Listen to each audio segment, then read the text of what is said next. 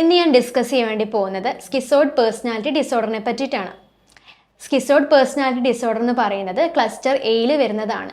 Cluster എയിൽ വരുന്ന മറ്റ് പേഴ്സണാലിറ്റി ഡിസോർഡേഴ്സ് ആണ് paranoid personality disorder, schizotypal personality disorder. മറ്റുള്ളവർ എന്ത് ചെയ്യുന്നു, അവരുടെ കാര്യങ്ങൾ അന്വേഷിക്കാനോ അല്ലെങ്കിൽ അങ്ങനെയുള്ള കാര്യങ്ങളൊന്നും ഇവർക്ക് തീരെ താല്പര്യം ഉണ്ടാവത്തില്ല.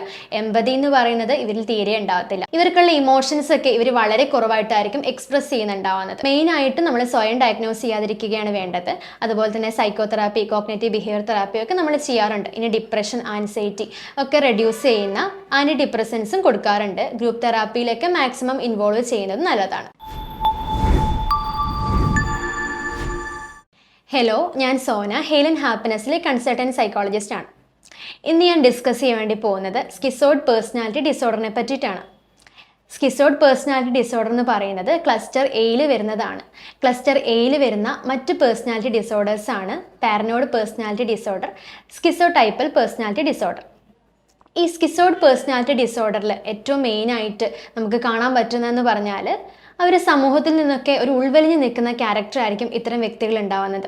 സമൂഹത്തിലായിക്കോട്ടെ അല്ലെങ്കിൽ വീട്ടിലായിക്കോട്ടെ അവർ എല്ലാ കാര്യങ്ങളിൽ നിന്നും ഒരു ഉൾവലിഞ്ഞ് നിൽക്കുന്ന, ഒരു വേർപെട്ട് നിൽക്കുന്ന ഒരു ബിഹേവിയർ ആയിരിക്കും ഇത്തരക്കാർ മെയിനായിട്ടും കാണിക്കുന്നുണ്ടാവുന്നത്. ഏകാന്തത ഏറ്റവും കൂടുതൽ ഇഷ്ടപ്പെടുന്ന ആളുകളും ഇത്തരത്തിലുള്ള ആളുകളാണ്. ഒരു ഒറ്റപ്പെട്ടിരിക്കുന്ന ക്യാരക്ടർ ആയിരിക്കും. എല്ലാ കാര്യങ്ങളോടും ഇവർക്കൊരു വിരക്തി ആയിരിക്കും, ഒരു താല്പര്യമില്ലായ്മ ആയിരിക്കും. അതിപ്പം ജോലിയിലായിക്കോട്ടെ അല്ലെങ്കിൽ മറ്റു കാര്യങ്ങളിലായിക്കോട്ടെ ഇവർക്കൊരു താല്പര്യമില്ലായ്മയായിരിക്കും മെയിനായിട്ട് ഇവർക്ക് ഉണ്ടാവുന്നത്.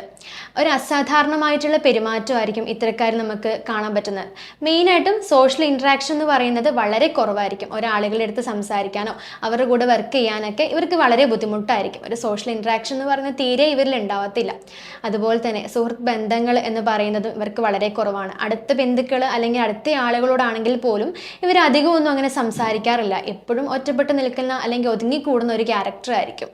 അങ്ങനെ ഒരു സംസാരിക്കാൻ ഒരു സിറ്റുവേഷൻ ഉണ്ടാവുകയാണെങ്കിൽ തന്നെ ഇവർ മനഃപൂർവ്വം അത് അവോയ്ഡ് ചെയ്യുകയാണ് ചെയ്യാറുള്ളത്.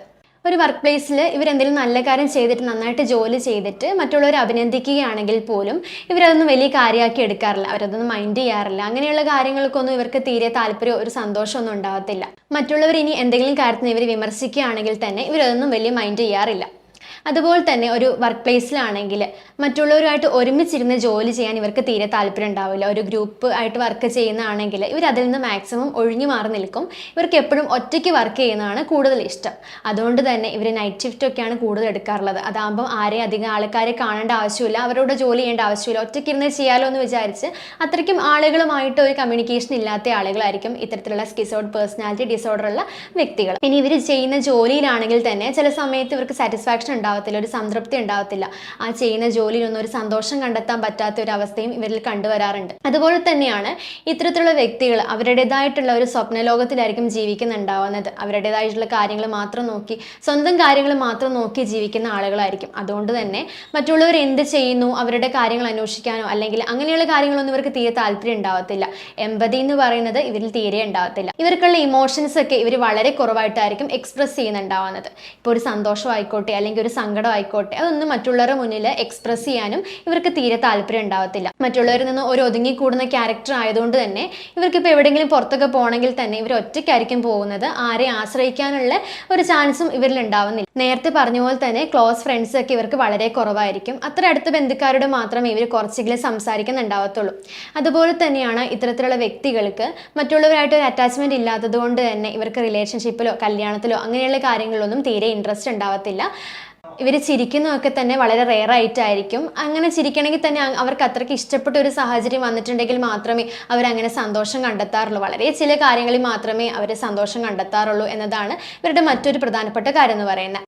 നേരത്തെ പറഞ്ഞ പോലെ തന്നെ ഇവർക്ക് ഒറ്റപ്പെട്ടിരിക്കാനാണ് ഭയങ്കര ഇഷ്ടം. അതുകൊണ്ട് വീട്ടിലാണെങ്കിലും ഒരു ഫുഡ് കഴിക്കുന്ന സമയത്ത് എല്ലാവരും ഒരുമിച്ചിരിക്കുന്ന സമയത്ത് ഇവർ തന്നെ മാറി ഇരുന്നിട്ടൊക്കെയാണ് മെയിനായിട്ടും കഴിക്കാറുള്ളത്. ഇനിയിപ്പോൾ ജോബ് പ്ലേസിലാണെങ്കിലും ഫ്രണ്ട്സ് എല്ലാം കൂടെ നിന്ന് വർത്താനം പറയുമ്പോഴാണെങ്കിലും ഇവർ അതിൽ നിന്നെല്ലാം ഒഴിഞ്ഞു മാറി ഒറ്റപ്പെട്ട് നിൽക്കുന്ന ഒരു ക്യാരക്ടറാണ് മെയിനായിട്ടും ഇവരിൽ കണ്ടുവരാറുള്ളത്. ഇത്തരക്കാരിൽ ഇങ്ങനത്തെ പ്രശ്നങ്ങൾ നമ്മൾ കുട്ടിക്കാലത്ത് തന്നെ കണ്ടുവരാറുണ്ട്. കുട്ടിക്കാലത്ത് തന്നെ ഇവർക്ക് ഇങ്ങനത്തെ ലക്ഷണങ്ങൾ ഇവർ കാണിച്ചു തുടങ്ങാറുണ്ട്.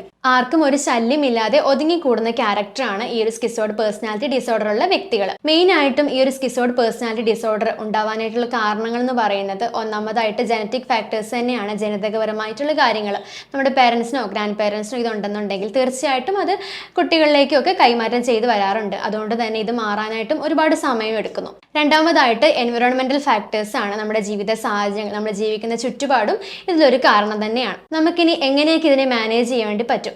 മെയിനായിട്ട് നമ്മൾ സ്വയം ഡയഗ്നോസ് ചെയ്യാതിരിക്കുകയാണ് വേണ്ടത്. അതുപോലെ തന്നെ സൈക്കോതെറാപ്പി, കോഗ്നിറ്റീവ് ബിഹേവിയർ തെറാപ്പി ഒക്കെ നമ്മൾ ചെയ്യാറുണ്ട്. ഇനി ഡിപ്രഷൻ, ആൻസൈറ്റി ഒക്കെ റെഡ്യൂസ് ചെയ്യുന്ന ആൻറ്റി ഡിപ്രസൻസും കൊടുക്കാറുണ്ട്. ഗ്രൂപ്പ് തെറാപ്പിയിലൊക്കെ മാക്സിമം ഇൻവോൾവ് ചെയ്യുന്നത് നല്ലതാണ്. നിങ്ങൾക്കോ നിങ്ങളുടെ ഫ്രണ്ട്സിനോ ആർക്കെങ്കിലും ഈ ഒരു പ്രശ്നം കൊണ്ട് ബുദ്ധിമുട്ടുന്നുണ്ടെങ്കിൽ തീർച്ചയായിട്ടും നല്ലൊരു മെൻ്റൽ ഹെൽത്ത് പ്രൊഫഷണലെ കണ്ട് അവരുടെ ഹെൽപ്പ് ചോദിക്കാനെയാണ് വേണ്ടത്. വീണ്ടും അടുത്ത ഇൻഫോർമേറ്റീവ് ആയിട്ടുള്ള വീഡിയോ ആയിട്ട് കാണാം. താങ്ക്